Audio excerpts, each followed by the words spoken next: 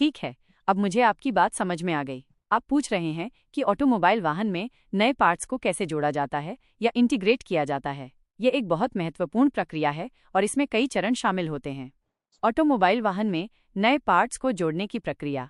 किसी भी नए पार्ट को वाहन में जोड़ने के लिए, चाहे वो नया पुर्जा हो, कोई अपग्रेड हो या कोई एक्सेसरी, इन चरणों का पालन किया जाता है। 1. संगतता, कंपैटिबिलिटी और डिजाइन का मूल्यांकन। संगतता जांच।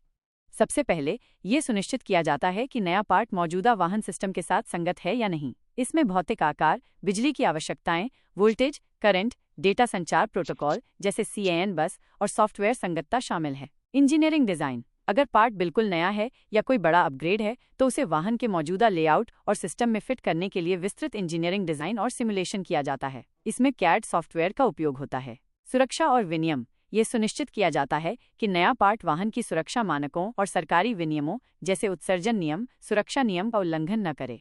2. भौतिक स्थापना, फिजिकल इंस्टॉलेशन। स्थान निर्धारण। पार्ट को वाहन में सही जगह पर लगाया जाता है। इसमें स्क्रू, बोल्ट, क्लिप या वेल्डिंग का उपयोग हो सकता है।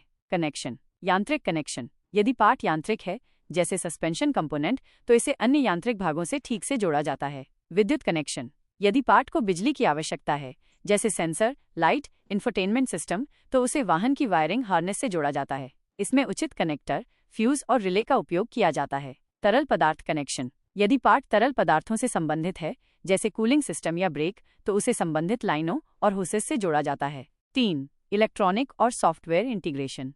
यह आधुनिक वाहनों में सबसे महत्वपूर्ण और जटिल कदम है, खासकर जब सेंसर, ECU या इंफोटेनमेंट सिस्टम जैसे स्मार्ट पार्ट्स जोड़े जाते हैं। वायरिंग और संचार। पार्ट को वाहन के इलेक्ट्रॉनिक कंट्रोल यूनिट, ECU या अन्य कंट्रोल मॉड्यूल्स से जोड़ा जाता है। यह अक्सर CAN, controller area network bus, या LIN, local interconnect network bus जैसे वाहन संचार नेटवर्क के माध्यम से होता है। सेंसर और एक्चुएटर्स। यदि नया पार्ट कोई सेंसर या एक्चुएटर है, तो उसे ECU के इनपुट/आउटपुट पिन से जोड़ा जाता है। Software update, programming, driver installation. नए पार्ट के लिए विशेष सॉफ्टवेयर ड्राइवर को वाहन के ECU या संबंधित कंट्रोल मॉड्यूल में इंस्टॉल किया जाता है। कैलिब्रेशन। पार्ट को वाहन के अन्य सिस्टम के साथ सही ढंग से काम करने के लिए कैलिब्रेट किया जाता है। उदाहरण के लिए, एक नए कैमरा सेंसर को ADAS, advance driver assistant systems के लिए कैलिब्रेट करना पड़ सकता है। कोडिंग। कुछ मामलों में वाहन के सॉफ्टवेयर में कोडिंग को बदला या जोड़ा जाता है ताकि वो नए पार्ट को पहचान सके और उसके साथ इंटरैक्ट कर सके। Firmware update. नए पार्ट को सपोर्ट करने के लिए वाहन के मौजूदा सिस्टम के फर्मवेयर को अपडेट करने की आवश्यकता हो सकती है।